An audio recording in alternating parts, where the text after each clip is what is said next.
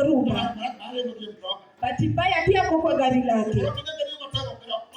Ukipata naendesha kwa kasi sio makosa lake. Ile ni speed ya dhoruba inayokuja nyuma yake. Anataka aende kwa kasi ili apite hiyo dhoruba.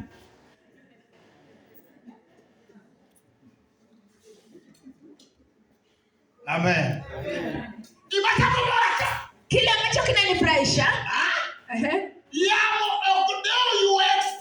dhoruba haijalishi ile taaluma yako. Na usiambie ya kwamba wewe umefuzu, ya kwamba ameyo. Dhoruba haijalishi. Na ukifikiria na kudanganya, katika meli hii kuna watu 4 ambao ni wataalamu wa dhoruba. Mmoja wao anaitwa Petero, ambaye ni mkubwa sana kwa hiyo upepo.